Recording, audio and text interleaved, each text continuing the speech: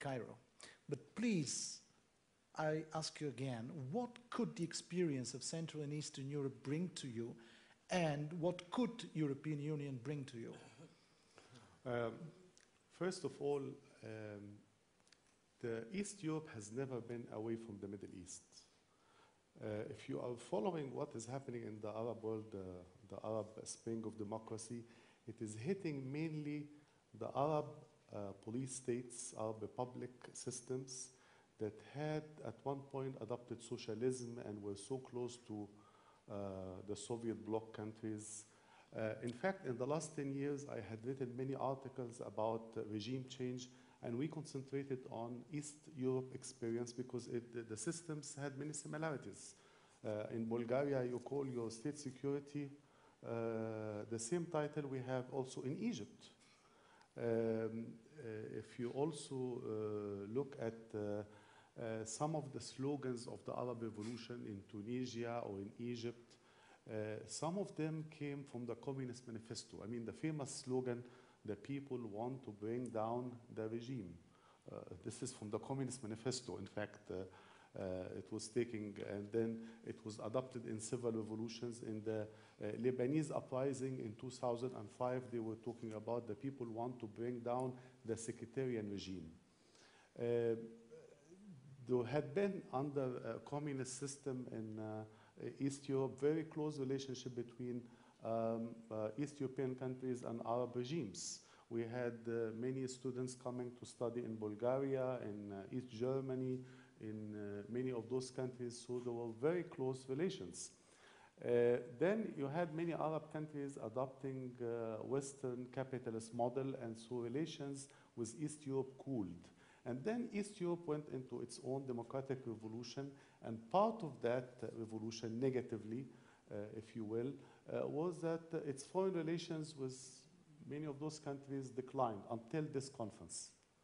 I mean, this conference is a turning point in Bulgarian and East European policy. I mean, there was, neglect. Everybody is looking the other way, and they are so busy with their own problems. Now we began to see that there are some similarities. What we are learning from East Europe, we learned a lot. If you look at the demonstrations that toppled the regimes, some were inspired by what happened in Serbia. If you look what we are doing with the Ancien regime, we learned that we will not repeat what you did in Romania. Summary execution and stuff like that, revolutionary tribunals. We adopted the normal course of law. And some people will not be happy with that because, it takes time and, things are not as fast as it used to be or it should be, like in a revolutionary situation. But we have learned from that. We have also learned that counter-revolution can take a long time.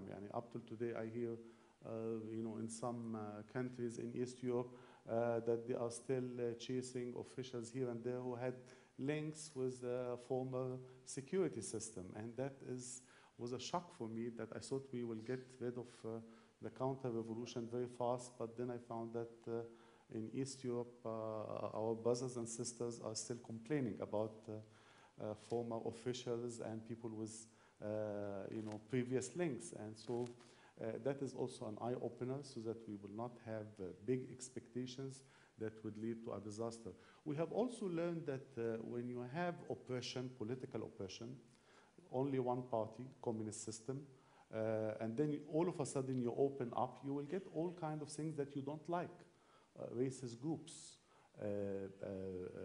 skinheads, all kinds of anti-xenophobic groups. The same thing happened in our country. Once the system that was playing a game collapsed, we found that people we don't want to see are coming to the fore and doing all kinds of things that are scary.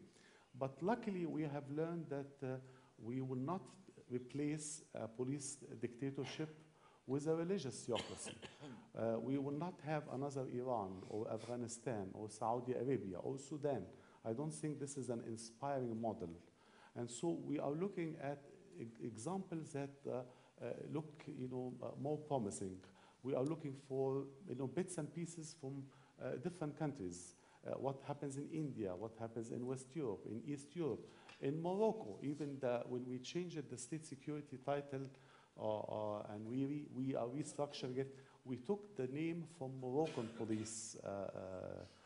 It's called the national security rather than the state security. We have also turned to some experts from East Germany, from the Czech Republic. Again, that shows you that we are not unaware of your experience. On the contrary, we are very aware about what is happening. And this was an experience to us to learn more. And then we will try to share this experience with our people and policymakers and hope this is going to be fruitful in the future. Thank you very much. Към Иван Кръстев се обръщам. Беше... I would like to approach Ivan Krastev now. Nikolai Mladenov spoke Bulgarian. What language are you going to speak? I'm afraid that if I use Bulgarian, Mr. Bildt will start speak Swedish. So basically, I believe I should speak English. Let's start with something much more simple than a vision. I have been in this room many times, being a Bulgarian, normally for a conference. And normally the conference was called What the European Union Can Do for Bulgaria. And we're very much used to these conferences. What I like about this conference is that first we realize that now we are the EU. And now most of the conferences is going to be what we can do for the others. Because they're going to be a much more claim on Bulgaria as a member of the European Union. Secondly, when Arab Revolutions was on television, there was many comparisons. Somebody compared to 1989, others to 1848, others to 1968 because of the role of the students and others. But my feeling is that in a strange way it was a non-European revolution because there was no European flags, neither waved nor burned. There was no Western television that had been the major mediator, it was Al Jazeera. And this was a lot of national pride being there. But probably this is one of these non-European revolutions that can affect Europe more than some of the European revolutions did. And here I have just 4 very simple points. I will start with what Carol Bildt said. I'm very much afraid to see the initial reaction of European publics to what is happening in the Middle East. Because strangely enough, they should be a reason for major celebration. The European ideas are victorious. These people basically are destroying the authoritarian regimes. But I'm afraid that now Europe is going and is forced to make a major choice. On one side is the democratic imagination, the idea that we can transform others. The other is the demographic imagination, that fear that others are going to transform us. And I do believe that this clash between democratic imagination and demographic imagination is going to be very important for Europe. We're going to see in the national politics of all these countries, anti-immigration parties are doing very well in Europe. The second, in my view, important story for European Union is that we're going to make a tough choices as European Union. Let's give you one example that people don't like to give.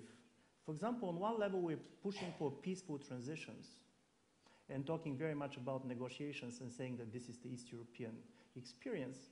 On the other, you have the Hague Tribunal and totally different levels of the human rights standards. And this Hague Tribunal is basically indicting these same people that we are planning to negotiate with. It's going difficult. Listen, people who are indicted by Hague, they are not in a negotiation mood. And I do believe this is a major choices to be made, and they're going to be a tough choices. The third point which I want to make it as a result of this revolution, the relations between European Union and Turkey also is going to change. And by the way, they can change in a very unpredictable directions. The first reaction was that Turkey is one of the major winners of the revolutions in the Middle East. My personal kind of reading is slightly different. Turkish zero problems policy basically ended with the Arab revolutions, and you can see this in Syria, you can see this in Libya, you can see this in other places. In a certain way, it's not enough to be a mediator anymore. It's a time to take sides. And this is going to be extremely important, and I do believe it gives a new chance for European Union also to re-engage with Turkey. Here I make my last point. And my last point is also that especially the Libya case shows that there is also expectations on the side of the world that if European Union is interested in its neighborhood, it is expected from you, from European Union, to lead. It's not enough to say that this is good to have an intervention in Libya. If European powers believe it's good to have an intervention in Libya, you should expect French and British, and not the American place, to be the major players in this. And I do believe all these are new moments. And from certain point of view, we're at the moment in which talking about Middle East now is much more talking about Europe and what is going to happen in Europe. And I'm going to finish with something which struck me very much. We have been so excited about the Twitter revolution. Revolutions probably could be tweeted, but transitions could not.